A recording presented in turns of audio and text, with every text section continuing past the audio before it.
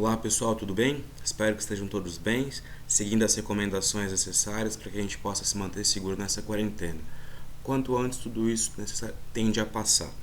Bom, voltando ao nosso conteúdo, vamos terminar a nossa parte de ligações químicas, adentrar um pouco mais também dentro da ideia de uma molécula, uma substância, discutir algumas propriedades para que a gente possa, nas próximas aulas, avançar dentro dos conceitos, das classificações e tudo mais.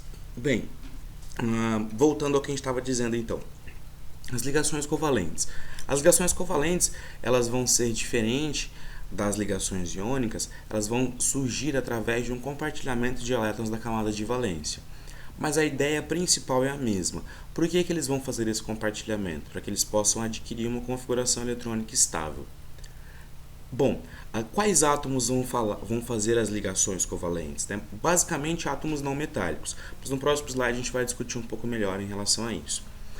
A representação mais correta a ser usada para as ligações covalentes seriam as representações feitas através das estruturas de Lewis, porque também elas vão servir para que a gente consiga classificar algumas propriedades e relacionar algumas interações entre essas moléculas baseado aí na estrutura de Lewis. Lembrando que a estrutura de Lewis é aquela estrutura em que nós mostramos os elétrons da camada de valência dos átomos e aqui nas ligações covalentes nós mostraremos o compartilhamento desses elétrons. Lá nas ligações iônicas, vocês utilizavam a estrutura de Lewis para conseguir determinar qual átomo ele ia perder ou qual átomo ia ganhar o elétron, assim formando um íon positivo ou um íon negativo e unindo através de uma força eletrostática, gerando a ligação iônica. Aqui nós vamos representar as moléculas e também tentar representar um pouco da sua geometria através das estruturas de Lewis. As propriedades dos compostos covalentes, tá? Dos compostos, na verdade, moleculares, dos compostos que têm as ligações covalentes, elas vão ser bem diferentes dos compostos iônicos. Para que a gente consiga entender essas propriedades, não só o conhecimento de como a ligação é feita vai ser necessário. Vamos precisar de algumas outras informações, como por exemplo a interação entre essas moléculas e também a geometria dessas moléculas. Tudo bem? Seguindo então, quais átomos vão conseguir formar as ligações covalentes? Bom, se pudermos resgatar o pensamento que veio das ligações iônicas, lá nós discutimos a formação da ligação iônica em função do quê? Da grande diferença entre a energia de ionização dos átomos desses grupos e a afinidade eletrônica dos átomos desses grupos. E isso sugeria, né, que uma troca de elétrons fosse feita espontaneamente. Um átomo com uma baixa energia de ionização e um átomo com uma elevada afinidade eletrônica faz com que elétrons sejam trocados espontaneamente e esses átomos vão ficar unidos aí através da ligação iônica. Foi isso que a gente discutiu. As ligações covalentes, elas vão ser feitas por quais átomos ou por quais elementos químicos? Basicamente por todos os átomos desses blocos que aqui eu estou mostrando, que seriam, usando uma nomenclatura antiga, átomos aí chamados de representativos que estão no grupo 3A, 4A, 5A, 6A até o grupo 7A aqui, o grupo do flúor. Tá? Então, saindo aqui do grupo do boro, indo até o grupo do flúor. Por quê? Todos eles estão em um mesmo bloco, eles têm propriedades periódicas semelhantes. Então, não há uma discrepância ou uma diferença muito significativa entre a afinidade eletrônica e a energia de ionização desses átomos. Não, então, tendo a necessidade de uma doação dos elétrons. E sim, aqui nesse caso, eles vão precisar de um compartilhamento desses elétrons. Então, geralmente, os não metais vão fazer as ligações covalentes e alguns metais vão fazer alguns complexos metálicos também através dessas ligações covalentes. Tudo bem? Algumas curiosidades. Olha só, toda vez que a gente tem uma ligação covalente estabelecida, nós formamos uma molécula. Então, a molécula seria uma porção menor de uma substância, digamos assim. Tá? Então, a molécula seria a porção primária. Quando eu tenho um aglomerado de moléculas, aí eu tenho, por exemplo, um copo de água, como o exemplo aqui está mostrando, né? Várias moléculas de água, você vai ter um copo de água. Não necessariamente o número de moléculas que estão representadas aqui. Milhões de moléculas, aí nós vamos conseguir ter a substância que nós chamamos de água, que conseguimos tomar. Essas moléculas, elas interagem entre si. Então, elas têm algumas interações intermoleculares, tá?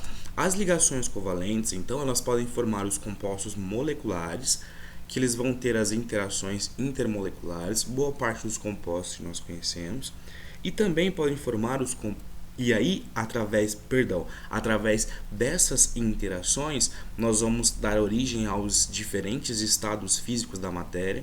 Então, como no nosso exemplo, a água, uma vez que essa interação faz com que essas moléculas fiquem mais próximas umas das outras, um pouco mais compactas, nós temos o estado sólido, um pouco mais relaxado o estado líquido, um pouco mais distante o estado gasoso.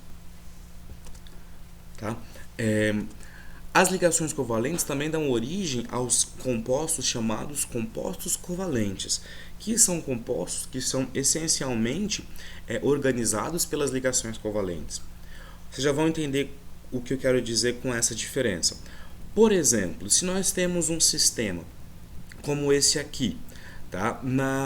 Imagine então um gelo, uma pedra de gelo, água na forma sólida. Então, para que eu consiga fazer com que esse sistema passe para o estado líquido, eu tenho que simplesmente fornecer um pouco de energia. Então vamos chamar alguém que consiga fornecer um pouco de energia para a gente.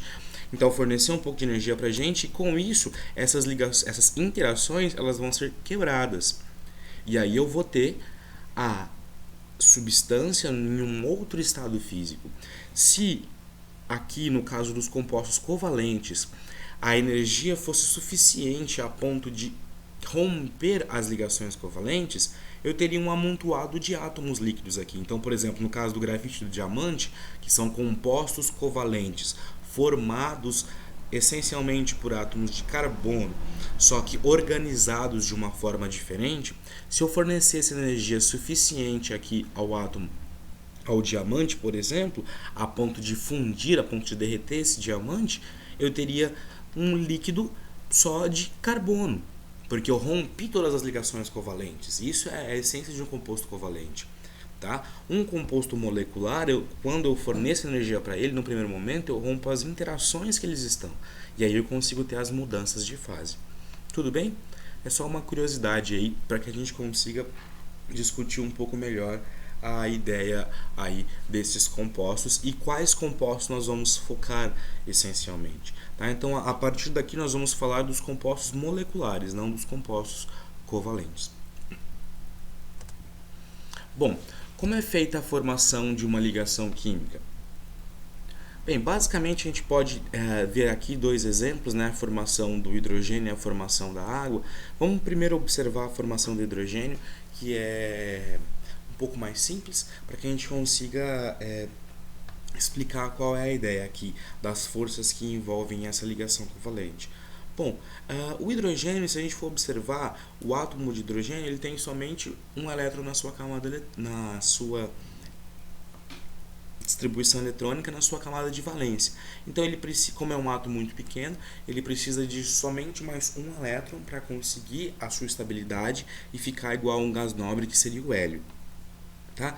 Então, basicamente, um núcleo ele vai atrair o núcleo de um outro elétron e nós vamos ter aí uma sobreposição dessas camadas de valência e um compartilhamento desses elétrons.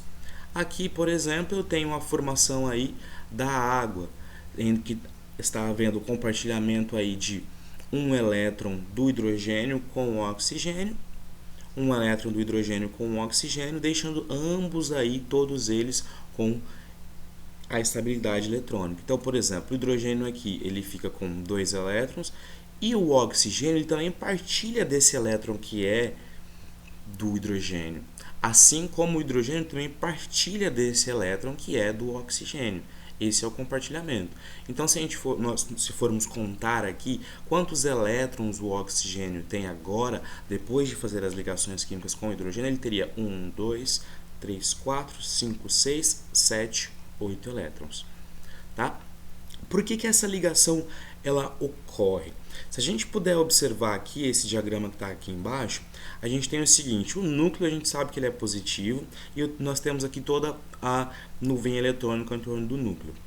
Existe sim uma força aí de repulsão entre o núcleo desse átomo e o núcleo desse átomo. E também existe uma força de repulsão entre a eletrosfera desse átomo e a eletrosfera desse átomo. Só que ao mesmo tempo que existem essas forças de repulsão, existe também uma força de atração entre núcleo desse átomo e eletrosfera desse segundo átomo, e também uma força de atração entre núcleo desse átomo e eletrosfera desse átomo. Nesse caso, no balanço aí energético, as forças de atração elas ganham em relação às forças de repulsão. Então a molécula consegue ficar estabelecida através da ligação covalente. Tudo bem? Conseguiu entender essa ideia? Só para mostrar então como é que ocorre essa atração e essa interação aí entre os elétrons. Porque aqui no caso nós não temos a formação de partículas com... Perdão, aqui no caso nós não temos a formação de átomos com carga totalmente oposta, como no caso nas ligações iônicas. Então eu não tenho um átomo positivo e um átomo negativo. Aqui eu vou ter um átomo na sua estrutura e um segundo átomo na sua estrutura. O que vai estar interagindo, o que vai estar fazendo com que esses átomos consigam ficar próximos uns dos outros, seria então essas forças de atração entre núcleo de átomo A, por exemplo, com a eletrosfera de átomo B, núcleo de átomo B com a eletrosfera de átomo B.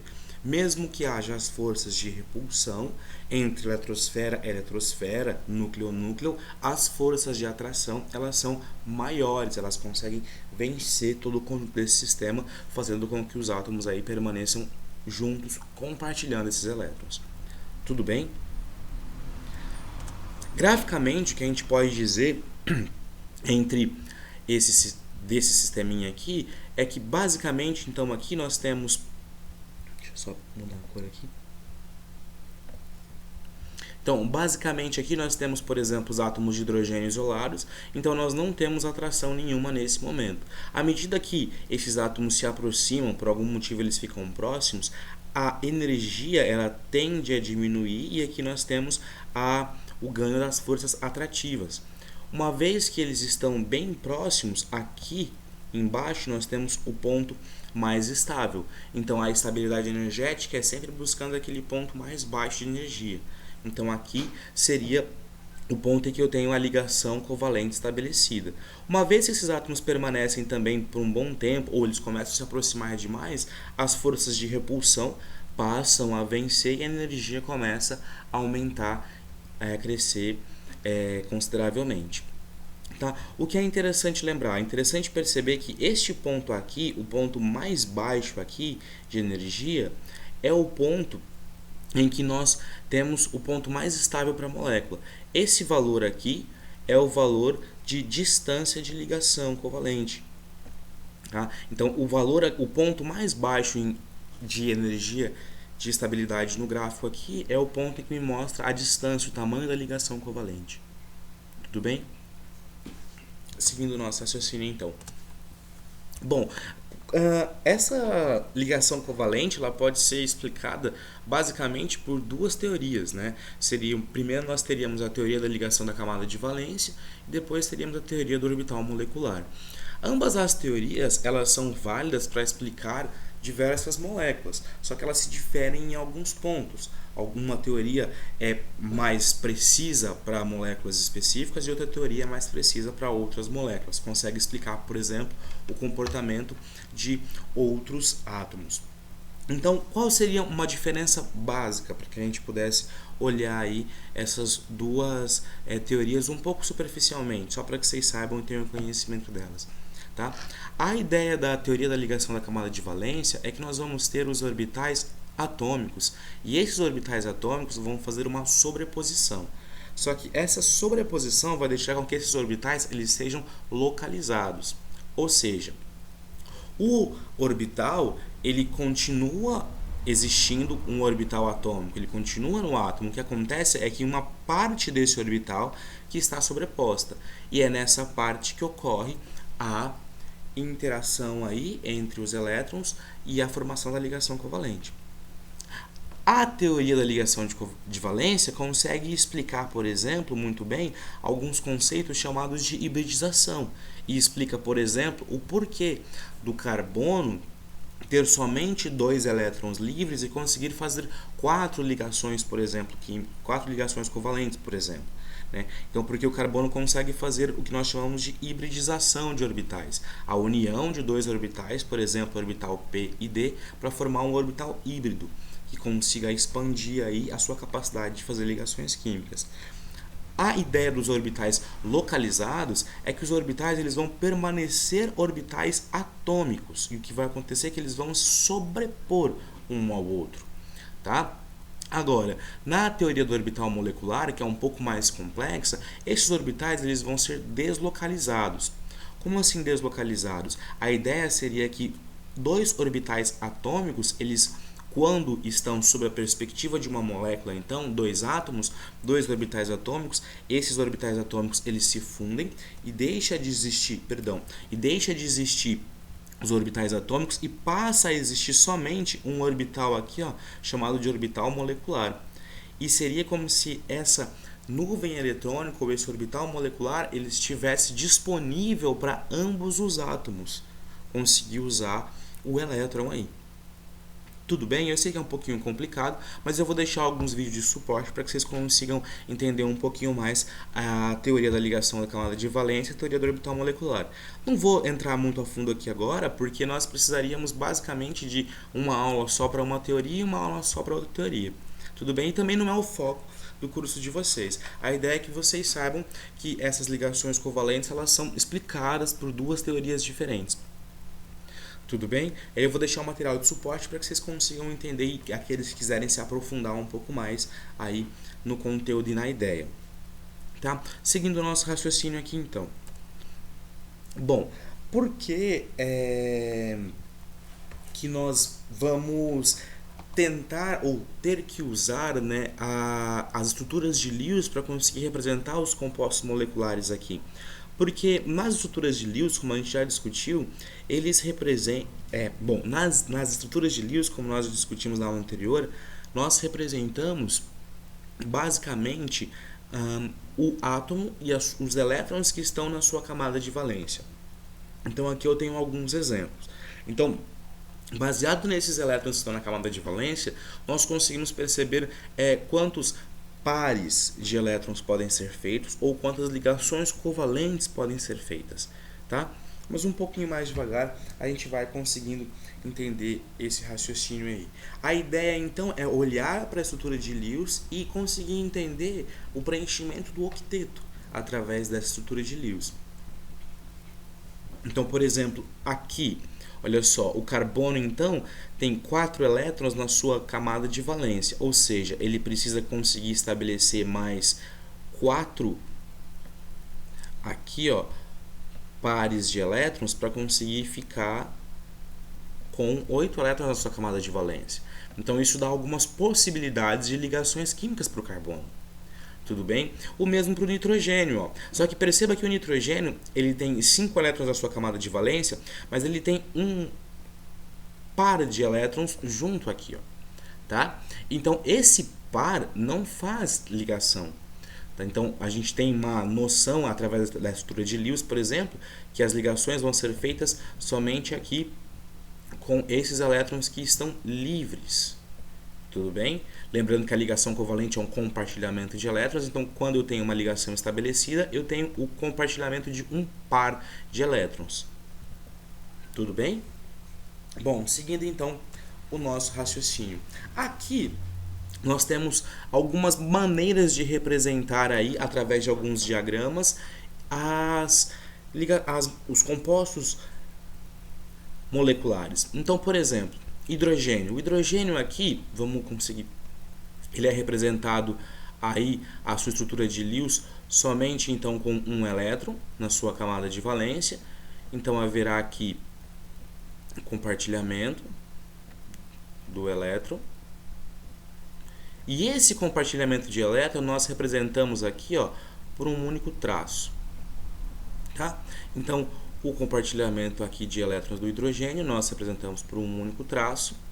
Então aqui está a fórmula estrutural e podemos escrever a fórmula molecular do hidrogênio.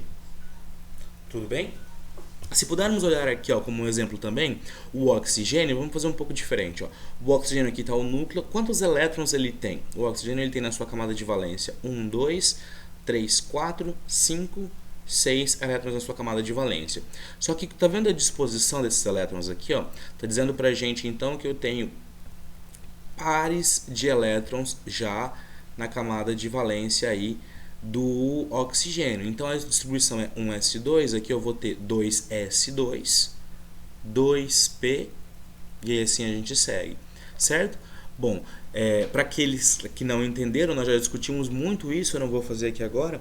Pegue então, por exemplo, o oxigênio e faça a distribuição eletrônica e perceba quantos elétrons nós temos no orbital p, certo?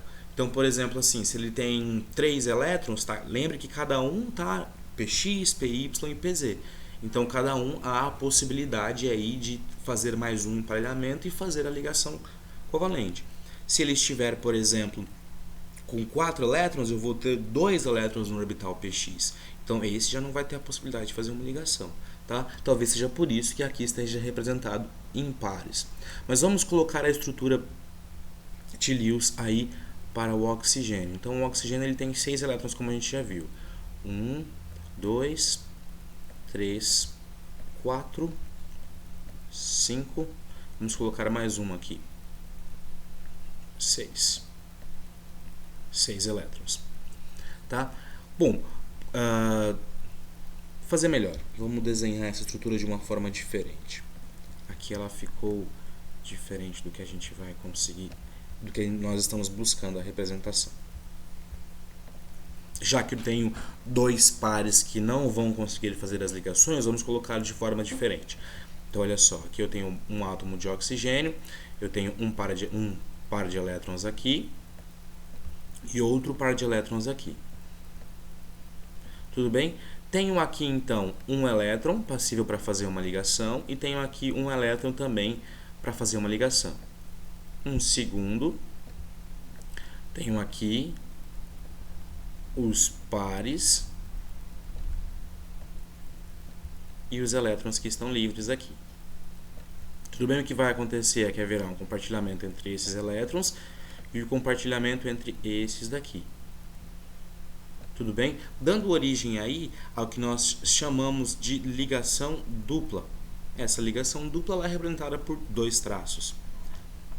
Tá? E o que é importante frisar? O que é importante frisar que na representação nós vamos escrever oxigênio dupla oxigênio. Tudo bem? A fórmula molecular dele vai ser como a gente já conhece, O2. Certo? E o nitrogênio? Vamos fazer a representação do nitrogênio aqui. O nitrogênio, a gente bem vê ali, ele tem 5 elétrons na sua camada de valência. Certo? Então, vamos colocar o nitrogênio aqui. O nitrogênio ele tem 5 elétrons na sua camada de valência, sendo que 3 elétrons vão fazer uma ligação. Mais um aqui e outro aqui. Só estou colocando o que está aqui na forma de diagrama aqui como a estrutura de Lewis, para que fique mais fácil da gente entender e é como vocês vão usar daqui para frente. Tá? Então, eu tenho um segundo nitrogênio. Tenho aqui também 2 elétrons e aqui tenho 3 elétrons na camada de valência ali, disponíveis para fazer a ligação. Lembrando que no total da camada de valência, o nitrogênio tem 5 elétrons. Tá? Bom, o que vai acontecer aqui é que aqui está sendo feita uma ligação tripla. Então, eu estou tendo compartilhamento aqui de 6 elétrons ao mesmo tempo. Tá? Por isso que nós representamos ali com 3 traços, né? Então a representação seria aqui: 1, 2, 3. Certo? Vou mudar a cor da caneta aqui para conseguir falar uma coisa para vocês. Perceba que o nitrogênio, ele permanece, cada nitrogênio permanece com um par de elétrons aqui que não faz ligação, certo? Nós chamamos esse par de elétrons aqui de elétrons não ligantes.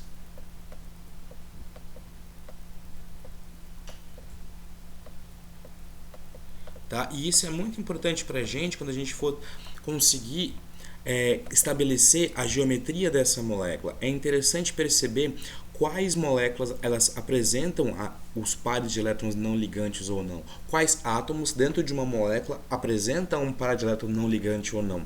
Porque logo mais a gente vai perceber como esses elétrons vão influenciar na geometria dessa molécula. Tudo bem? Então aqui, ó, em cada nitrogênio fica um par de elétrons não ligantes. Esses daqui que estão fazendo a ligação, certo? Que nós representamos ou pelos traços ou aqui como está sendo demonstrado, são o par de elétrons, são os par de elétrons ligantes.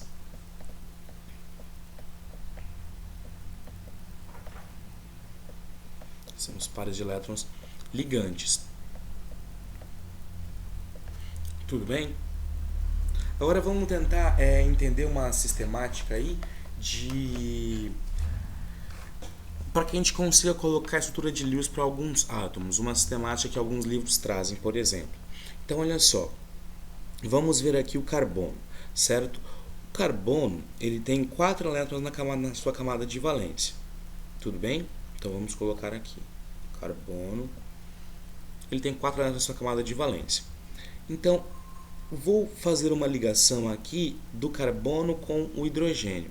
Então, aqui estão os elétrons da camada de valência do carbono, certo? Qual que é a sistemática desta estrutura? Então, imagine que foi te dado esta fórmula molecular aqui, CH4, que é a fórmula do metano, e pede para que você coloque ou projete a estrutura de Lewis dessa fórmula molecular aí. Como você vai fazer isso? No primeiro momento, você vai identificar o átomo central. O átomo central aqui é o carbono, tá? O átomo central, sendo o carbono, um segundo passo. Então, identificamos o átomo central, carbono. Um segundo passo, eu vou ligar os outros átomos ao átomo central. Então, por exemplo, pego aqui, ligo um hidrogênio aqui, ligo um outro hidrogênio aqui, ligo um hidrogênio e ligo um hidrogênio, certo? Uma vez ligado todos os outros átomos aos átomos central, eu vou contar os elétrons de valência. Então vamos mudar a cor de caneta aqui para que a gente possa fazer isso. Eu vou contar os elétrons da camada de valência. Então vamos lá. Para o carbono, quantos elétrons o carbono tem na camada de valência? 4 elétrons. E o hidrogênio? Quantos hidrogênios o hidrogênio tem na camada de valência? 1 hidrogênio. Muito bem. Só que quantos hidrogênios vão ser usados nessa molécula? 4. Então vão ser 4 vezes 1, 4 hidrogênios. Então eu tenho um total de 8 elétrons para conseguir distribuir nessa estrutura. Se dessa forma que você desenhou a estrutura, simplesmente conectando aí os elétrons, simplesmente conectando os outros átomos ao átomo central, você conseguir distribuir esses 8 elétrons nas ligações e todos os átomos atingirem a estabilidade através do octeto ou do dueto para átomos menores, né?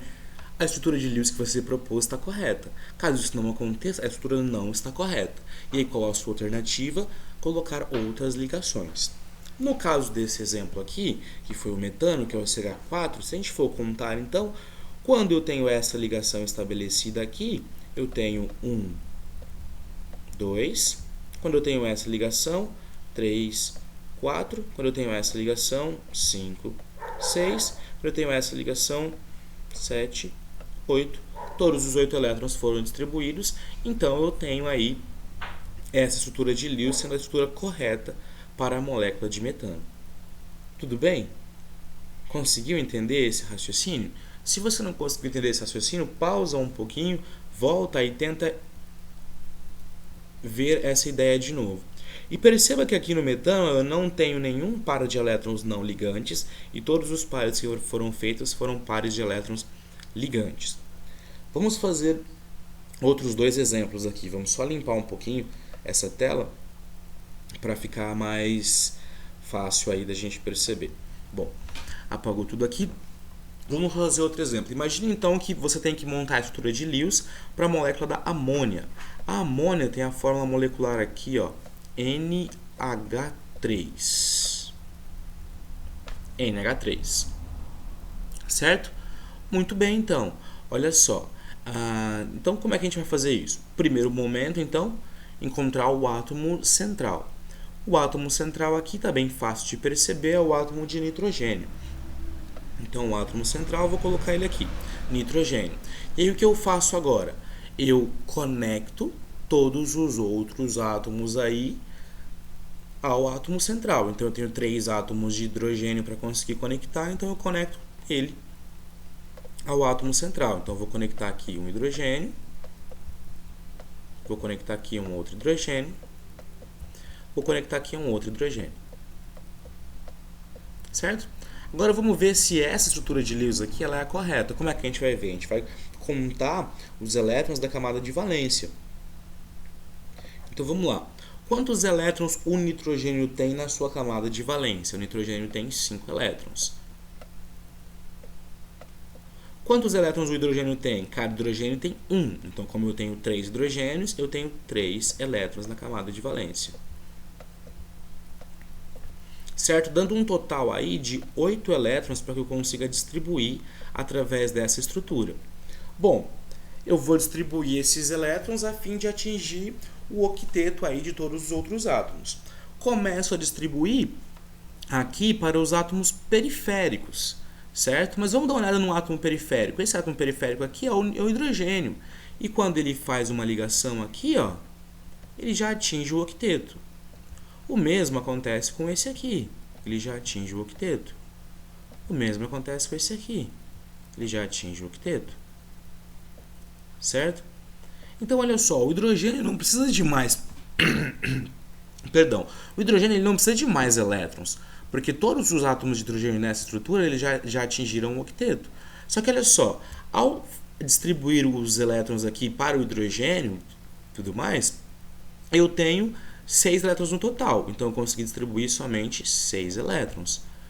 Quanto é que está me sobrando? Está me sobrando 2 elétrons ainda para eu conseguir distribuir. Tá? Vamos dar uma olhada, então, para ver se preciso mesmo distribuir. Ó. Porque, olha só, o nitrogênio ele tinha 5 elétrons na sua camada de valência, não tinha? Certo, muito bem. Então, agora, quantos elétrons estão ali em volta do nitrogênio? 1, 2, 3, 4, 5, 6. O nitrogênio não conseguiu o octeto. Dessa forma que nós desenhamos essa estrutura. Então, o que está faltando? Está faltando para o nitrogênio um par de elétrons livres. Então, é o nitrogênio aqui ó, que vai carregar um par de elétrons livres aí.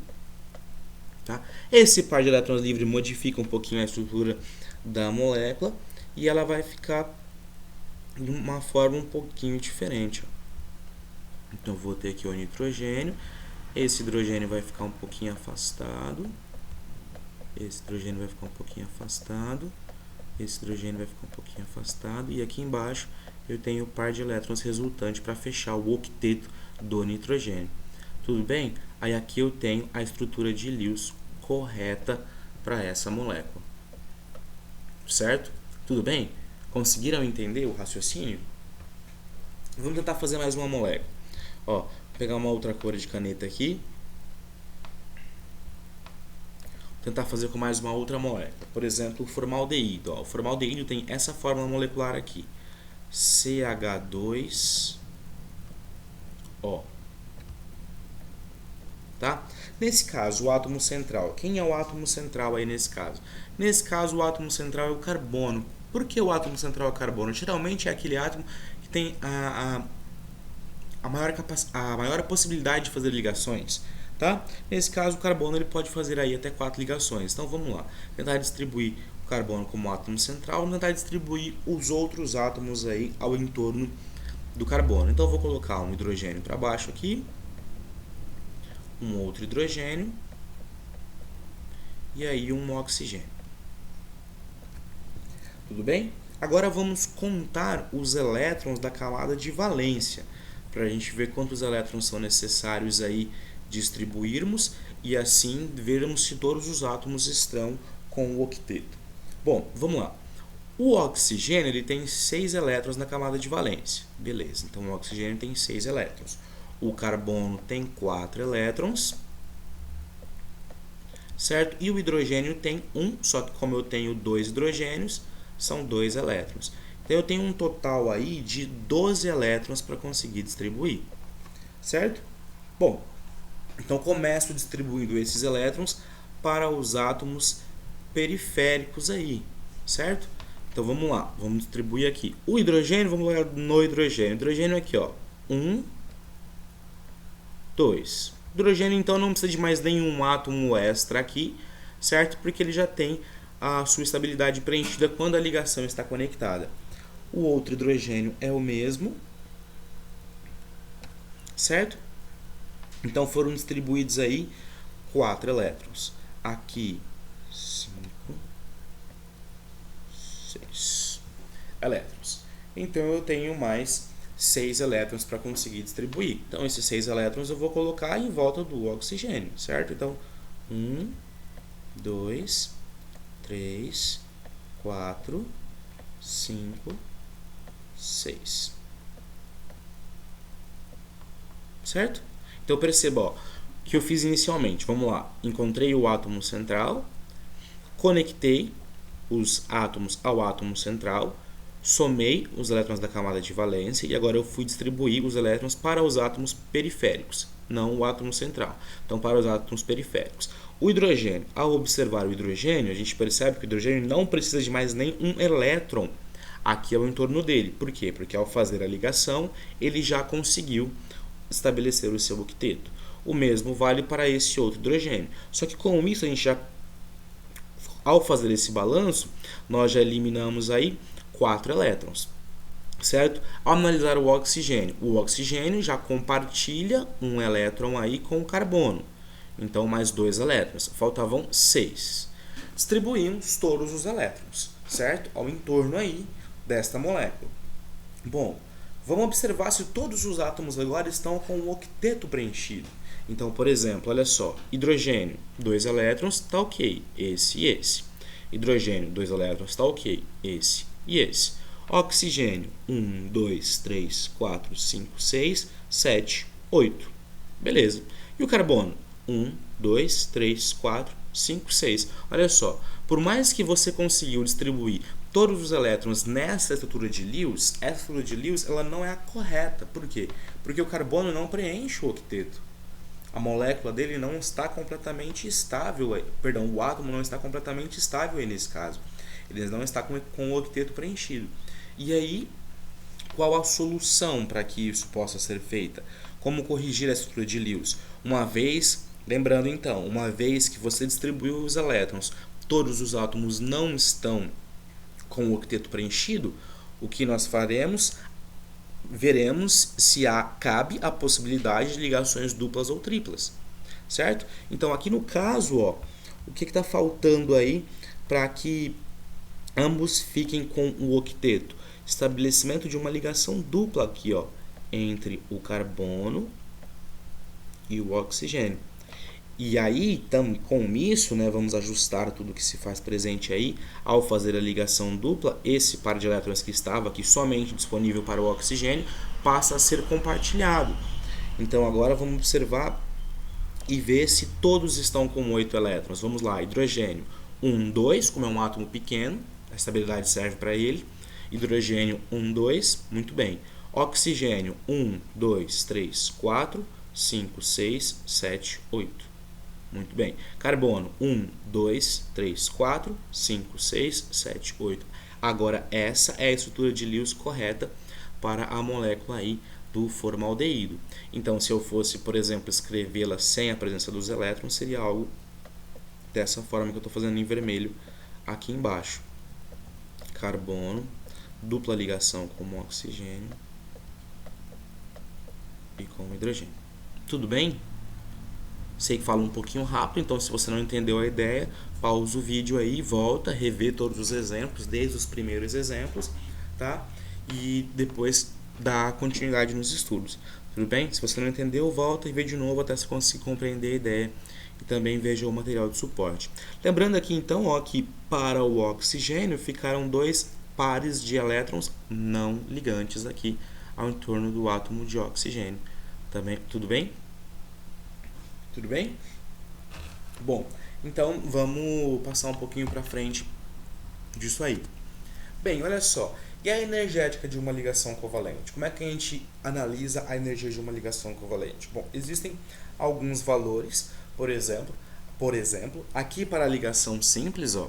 Então, sempre que eu precisar conhecer o valor de uma ligação covalente, assim como as ligações iônicas, ele é dado em kJ por mol. Então, vamos imaginar que eu precise observar um valor aí de uma ligação entre carbono e hidrogênio. Então, eu venho aqui hidrogênio, entre carbono e hidrogênio, ó, 416 kJ por mol. E uma ligação entre carbono-carbono, 356 kJ por mol. Algumas ligações estão vazias aqui, porque não há possibilidade de formação de uma ligação simples entre essas moléculas. Tudo bem? Então, aqui é uma tabelinha para que a gente consiga perceber a energética da ligação dos compostos covalentes. O que é interessante a gente frisar aqui é que vamos dar uma olhada na ligação carbono-carbono. Tem 356 kJ por mol, certo? À medida que aumenta as ligações, ó, deixa de ser uma ligação simples e passa a ser uma ligação dupla ou uma ligação tripla, a energia dessa ligação também aumenta. Ó. E isso não é válido só para o carbono, ó. É válido para diversos outros conjuntos aí de ligações covalentes que nós podemos ter. Tudo bem? Então essa é a ideia. Como é que nós descobrimos essa energia de ligação dos compostos covalentes? Através de uma entalpia chamada entalpia de dissociação de ligação. Ela refere-se então à energia necessária para quebrar uma ligação covalente. Então, no caso de uma molécula diatômica aqui, ó, que eu tenho somente dois átomos, ela é simplesmente por uma reação direta aqui, então eu tenho o valor específico da quebra da ligação ali entre o Cl e o Cl, da quebra dessa ligação aqui. Então o valor dessa ligação é 242 kJ. Tudo bem? Agora, quando eu tenho mais de uma ligação, como por exemplo a molécula do CH4, vocês podem lembrar, essa molécula é assim, ó.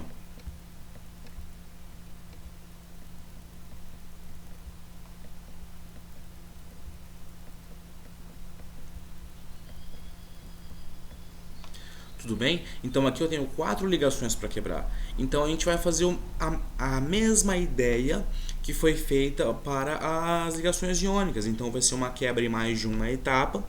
Então o ΔH total aqui vai ser o somatório das 4 etapas. Só que se eu dividir por 4 eu tenho a energia de ligação específica para uma ligação só entre o carbono e o hidrogênio. 416 kJ. Tudo bem? Olha só, é interessante a gente pensar que diferente dos compostos iônicos, é interessante a gente pensar que diferente dos compostos iônicos, os compostos covalentes, nós temos uma gama de compostos no estado físico, por exemplo, líquido, gasoso, temos até no estado sólido. Os compostos iônicos, exclusivamente, eles estão no estado sólido. Mas se a gente olhar a energética da ligação, ó, ela é tão grande quanto uma ligação de um composto iônico. Então, por que eu tenho essa discrepância de estados físicos entre os materiais, só que a energética da ligação aqui ela é a mesma? Ó. A mesma não é a mesma, ela é da mesma magnitude. Por exemplo, nós temos a mesma ordem de grandeza para as ligações covalentes e a mesma ordem de grandeza para as ligações iônicas. Então, por que eu tenho essa discrepância tão grande no estado físico? Se para os compostos moleculares eu tenho mais estados físicos, como sólido, líquido e gasoso, e para os compostos iônicos eu tenho essencialmente o estado sólido, sendo que a magnitude de ligação entre os átomos é a mesma. Por que será que isso acontece? Vamos deixar isso para a gente conseguir discutir numa segunda etapa, porque até agora a gente já falou muita coisa, tudo bem? E caso você não tenha entendido, volte um pouquinho ao vídeo aí e perceba quais são as suas dificuldades e tente ouvir novamente, tudo bem? Aqui, galera, é só um resumo aí para a gente conseguir lembrar, então, um resumo esquemático, tá? Para a gente conseguir lembrar a principal diferença entre uma ligação covalente e uma ligação iônica. Na ligação iônica, então, eu vou ter uma transferência do elétron, e essa ligação é de natureza eletrostática, ou seja, o positivo, o íon positivo vai atrair o íon negativo, formando a ligação iônica, e a ligação covalente ela vem através de um compartilhamento de elétrons. Tudo bem? Mas a pergunta que fica aí para o final dessa aula é: por que eu tenho a possibilidade de diversos estados físicos da matéria para os compostos moleculares aí e não para os compostos iônicos, uma vez que a magnitude das ligações, ou seja, a grandeza da energia das ligações, ela é bem próxima uma da outra? Por que será? Será que existem outros fatores que vão reger aí a interação dos compostos moleculares? Bom, isso é um assunto para a nossa próxima aula. Tudo bem? Até daqui a pouco.